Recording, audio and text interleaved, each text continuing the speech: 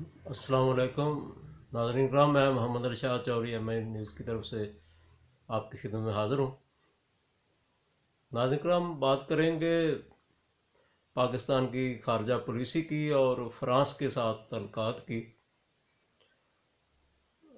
हाल ही में आपने सुना होगा और इस पर बहुत सारे तबसरे भी हुए हैं कि फैज़ाबाद धरने के बाद जो एग्रीमेंट हुआ है उसमें जो लिखा गया है कि फ़्रांस के साथ फ्रांसीसी सफ़ीर को 3 माह के अंदर पाकिस्तान से बाहर निकाला जाएगा और पार्लियामेंट की मंजूरी से ज़रिए फ़्रांसीसी सफ़ीर को पार्लियामेंट की मंजूरी हासिल करके फिर उसे मुल्क बदर किया जाएगा।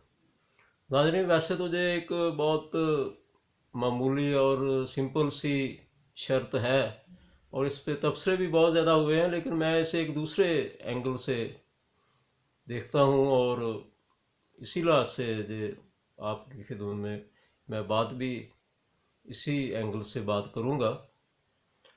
वो ये है कि जो शिक इसमें शामिल की गई है, इसके ज़रिए पाकिस्तान की खारजा पॉलिसी में एक अनसर्टेनिटी यानी गैर यकीनी का अंसर दाखिल हो गया है, जो ऑलरेडी पहले ही था।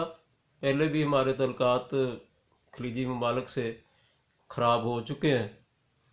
तो अब ये जो शिक इसमें दाखिल की गई है उसमें बाज़ार तो ये जो लोकल कंजप्शन है, हमारे जो अवाम है उनके लिए ये शिक डाली गई है कि फ्रांसीसी सफ़ीर को 3 माह के अंदर निकाला जाएगा, लेकिन इसके बहुत दूरस असरात मुरतब होंगे, क्योंकि ये पाकिस्तानी अवाम तक ही तो महदूद नहीं रहेगी, बल्कि बैरून मुल्क और यूरोपियन ममालिक में और फ्रांस में भी इसका नोटिस लिया जाएगा और इससे ये नतीजा अखज़ किया जाएगा कि पाकिस्तानी जो हुकूमत है इसकी खारजा पॉलिसी में एक अनसर्टेनिटी का अंसर है और इसका बाजू मरोड़ा जा सकता है और इसके बाजू मरोड़ कर इससे खारजा पॉलिसी में तब्दीलियां कराई जा सकती हैं। तो ये आप जानते हैं कि जो फॉरेन पॉलिसी होती है, जो खारजा तल्लुकात होते हैं, इनमें इस तरह की अनसर्टेनिटी या इस तरह की जो अंसर होते हैं वो खारजा पॉलिसी के लिए कारामद साबित नहीं होते और उससे खारजा पॉलिसी पर बुरे असरात मुरतब होते हैं।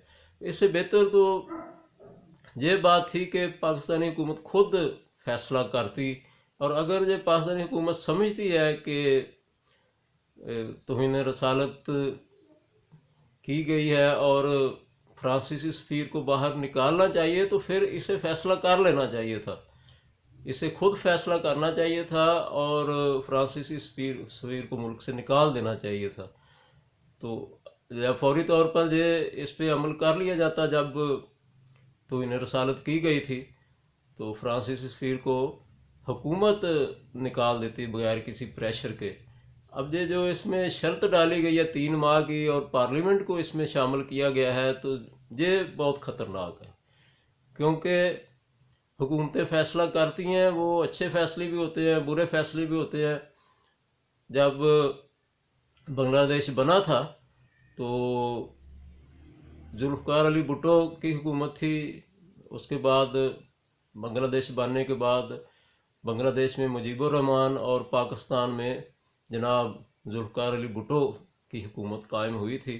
तो उस वक़्त बांग्लादेश को ममालिक आस्ता आस्ता मंजूर कर रहे थे। तो जनाब भुट्टो ने जब कोई बांग्लादेश को मंजूर करता था तो इधर से शदीद रद्द अमल ज़ाहिर किया जाता था और हम दौलत मुश्तरका से भी निकले कि जिन ममालिक ने बांग्लादेश को तस्लीम किया तो पाकिस्तान दौलत मुश्तरका से भी निकला और बाद से सफारती तल्लुकात मुनक़ता किए, और इस तरह हम एक रिएक्शन शो करते थे जब कोई भी मुल्क बांग्लादेश को तस्लीम करता था।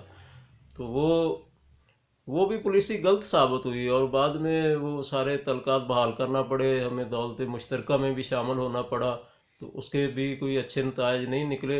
और सफारती तल्लुकात मुनक़ता करने से कोई किसी मुल्क को भी कोई फ़ायदा हासिल नहीं होता, बल्कि उल्टा नुकसान ही होता है।